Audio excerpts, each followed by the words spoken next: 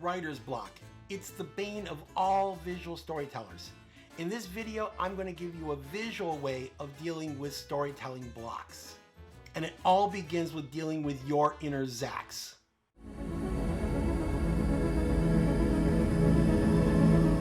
First, I want you to think about times you've run into writer's block. Usually one of two things has happened. You got a great idea. You sit down to write out the script. The idea is so strong in your head that you eagerly type. The ideas are flowing, and then suddenly your fingers just seem to stop. Or worse, you have a great idea. You sit down, fingers on the keys, and nothing happens. Shouldn't these things be moving effortlessly? After all, it is a great idea. In both cases, you stare at the screen. It's staring back at you. You angrily stare back even harder. Now, unfortunately, at this point, some storytellers will fall into the trap of saying they aren't writers and just give up on the idea thinking it's not good enough. I don't want that to happen to you. So to fix it, I'm going to take a cue from Dr. Seuss and the tale of the north-going and south-going Zax and help you de-Zax your block. Okay, now hear me out.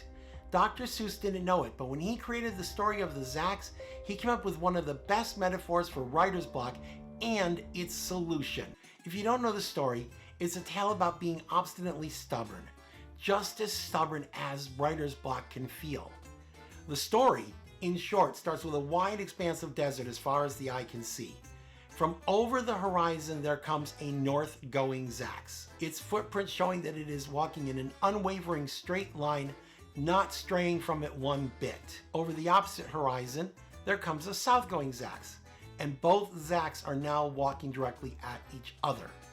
They meet, open land all around them, but they just stop walking, and practically nose to nose, they just stare at each other, just like your staring contest with that blank page.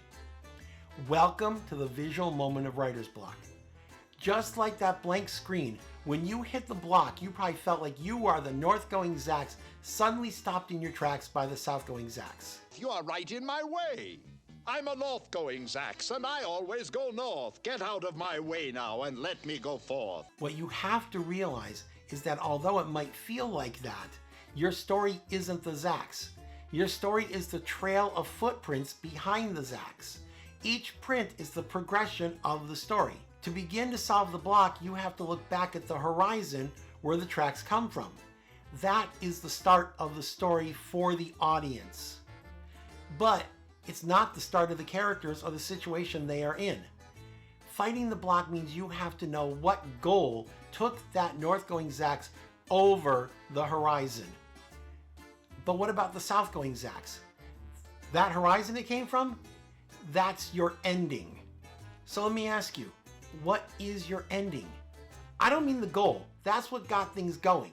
I mean, how exactly do you want it to end? You have to know if your character is going to succeed, fail, or discover something new.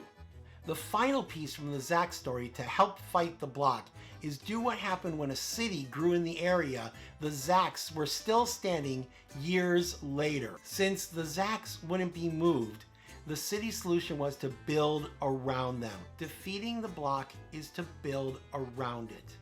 And whether you are starting at that first blank page or have already begun, the most efficient way to build a highway is to start at both ends. You've already done one side going north with the idea of your story or the amount you wrote up until you hit the block. Now you need to be the city.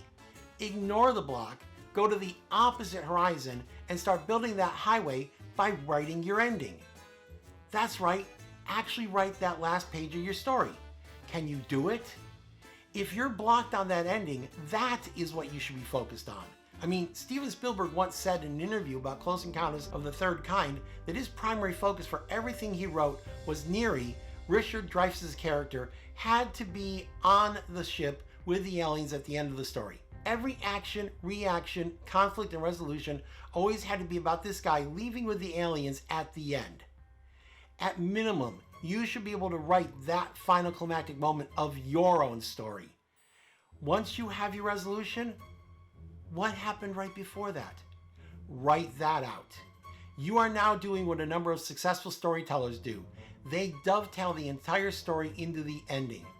No matter what happens, the character must have that conclusion. Okay, so once you write those two, look back at the block. Do you now have an idea that will let you build the on-ramp to the highway and get around that Zax? If not, keep writing backwards.